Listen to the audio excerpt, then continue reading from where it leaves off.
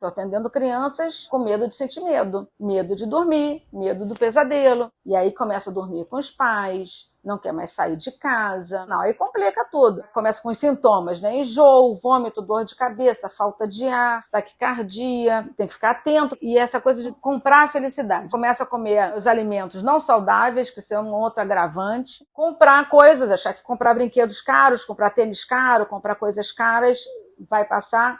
Não passa. Aí começa, eu quero, dá aquela felicidade momentânea, mas não passa. O TDAH está sendo um diagnóstico errado, que muitas vezes é uma ansiedade, é uma depressão, e não é TDAH. Então, medicando crianças, né, num diagnóstico errado. Tem crianças aqui com 10 anos. E os pais dão banho ainda. Dão banho mesmo, porque senão não vai se limpar direito, não vai tomar banho direito, né?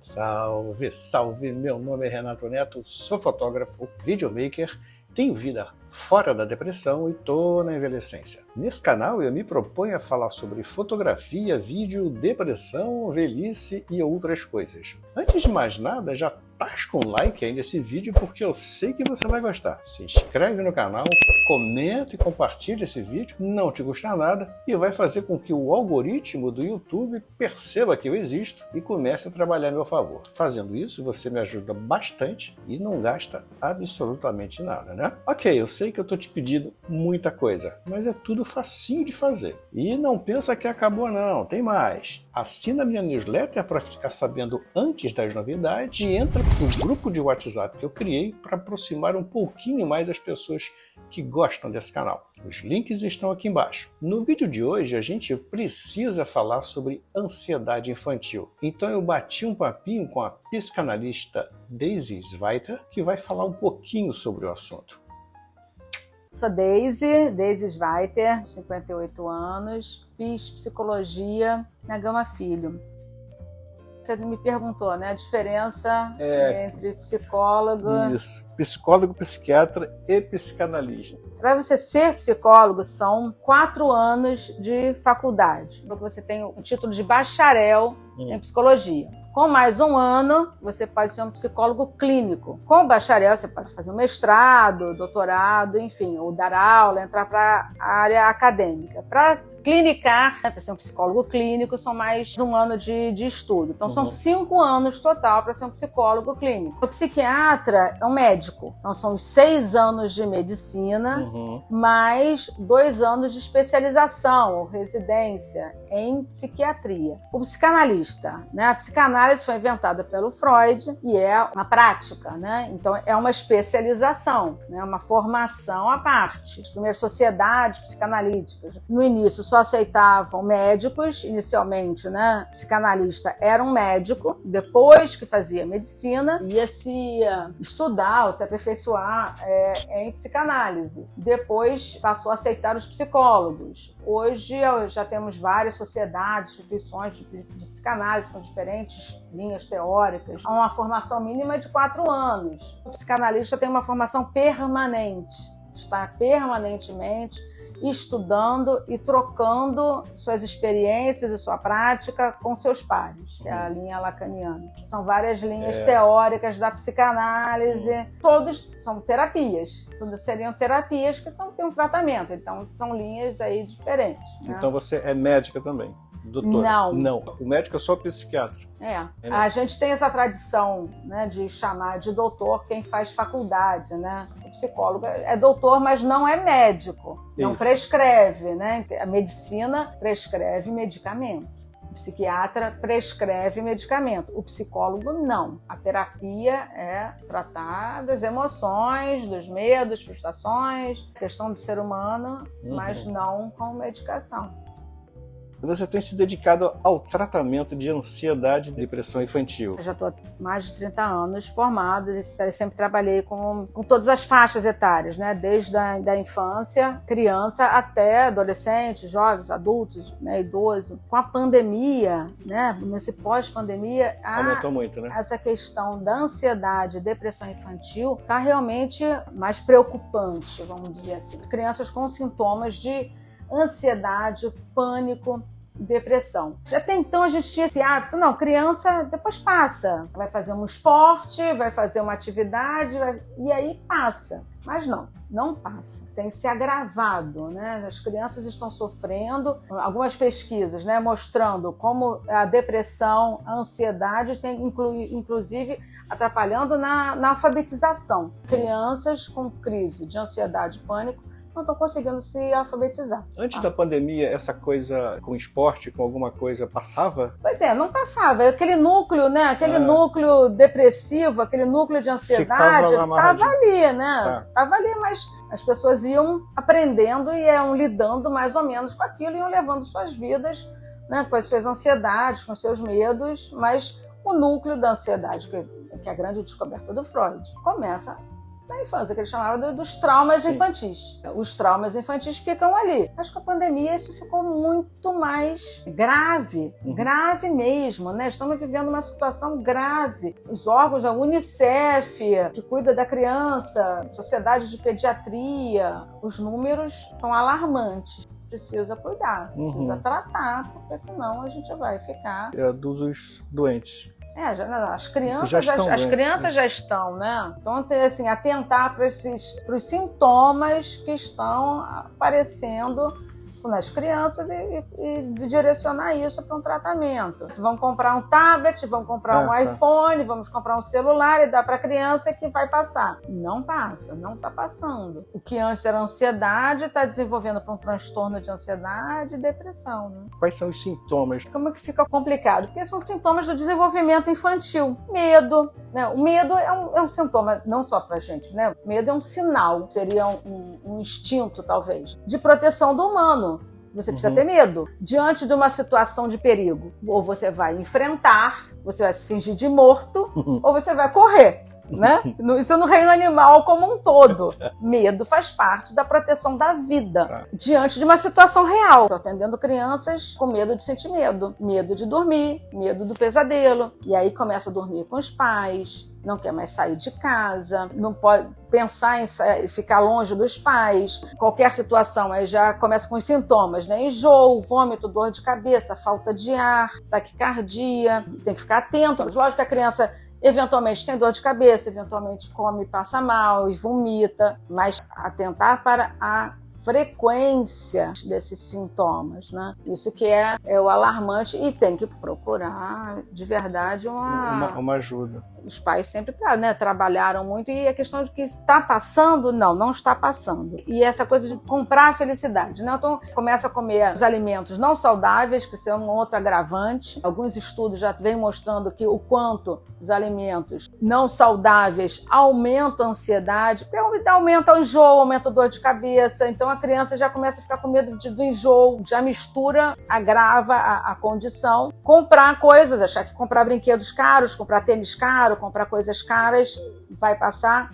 Não passa. Aí começa eu quero, dá aquela felicidade momentânea, mas não passa. Tem que cuidar do que está acontecendo. Tem que dar uma atenção maior para as questões. Né? Estava até falando com uma amiga, né, que ela estava deprimida e tal, e falando que a filha tinha sido diagnosticada com TDAH ou dislexia. Na época, né, os diagnósticos ainda não estavam tão claros. TDAH está sendo um diagnóstico errado, que muitas vezes é uma ansiedade, é uma depressão, e não é TDAH. Então, medicando crianças, né, num diagnóstico errado. E ela falou, não, a minha filha ela não tinha motivo de estar deprimida. Aí ela estava falando que está deprimida. Eu falei, então vamos pensar aqui, né? Você, rica, estudou em boas escolas, teve um bom trabalho, viajou pelo mundo todo, é deprimida por quê? Quem olha de fora, só você sabe os motivos para estar deprimida. A mesma coisa com uma criança. Não é porque os pais estão ali se esforçando, estudando na melhor escola, tem presentes caros, faz viagens. Uma criança de 3 anos, ou 4, ou 5, pode estar sofrendo de ansiedade e de depressão. Então, é importante ter esse cuidado, né? Porque os pais trabalhando muito para dar coisas, né? Coisas materiais, achando que isso vai suprir. Em 1992, estava em Boston, num congresso de psicanálise na Sociedade Psicanalítica de Boston, e a grande questão era qual era o lugar da psicanálise depois do antidepressivo. A pílula da felicidade. E 30 anos depois, um número maior de suicídios entre as pessoas, né, que consomem antidepressivos. É complicado. Então, a psicanálise ainda é o tratamento das questões do ser, né, do sujeito e suas questões com a vida. O que a psicanálise faz exatamente? Ela vai buscar lá o meu passado? Freud, né, ele descobriu que essas questões, os traumas, as vivências infantis, a relação com o outro, né, ela é uma relação difícil. Os seus desejos, os seus impulsos e a vida, você precisa, né, dialetizar e cuidar disso, né? Essa questão, né, emoção, ideias, desejos, impulsos precisam estar ajustados, digamos assim, né? Mas ou alinhados, e você saber do que passa, né? Com seus pensamentos, com suas emoções. Mas esquece, né? Esquece isso, né? Pensa em outra coisa. No ser humano, né? A mente não esquece nada, tá tudo lá. Verdade. Nas pastinhas, né? As pastinhas, é que fica assim, tá tudo lá, emoção para um lado, ideias para o outro, e aí essas emoções, né, perdidas é que vão causar todos os transtornos que a gente sente, né? Os pais, como estão perto, eles não percebem muita coisa. Como é que a gente... essa criança tem um problema. E a gente deve falar, a gente deve comentar? Eu acho que sim, né? Se a gente não aborda, às vezes, né, os pais muito tomados ali pela questão, e como já é um processo em evolução, né? Acho que aquilo é normal ou, né, faz parte de uma característica normal da criança. Quem está de fora que vê assim, não, você está destoando, né? Está destoando, não é uma coisa, não é normal uma criança de 8 anos estar dormindo na cama dos pais, né? Uma criança de 8 anos e os pais ainda ir no banheiro junto, dar banho. A criança... Você acha, então, que a gente de fora e que percebe uma situação dessa... Você tem toda uma forma de falar, né? Mas é importante dar uma pontuada. Mas né, ainda tá dormindo na cama dos pais, ainda tá, né, precisando que os pais dê banho, bote a roupa, bote o sapato. O dar banho que você falou aí não é chegar e dar banho e, tipo, tomar banho junto. O pai vai tomar banho com o filho. É uma coisa, não é isso? Também não, né? Tem uma idade que tem que ser, né? Tem que ter uma privacidade, né? Tem crianças aqui com 10 anos. Que os pais dão banho ainda. Dão banho mesmo, porque senão não vai se limpar direito, não vai tomar banho direito, né? Mas tipo assim, filhão, vamos tomar banho junto hoje e tal, e vamos conversar no banho. É uma coisa. Isso faz parte da privacidade da família, né?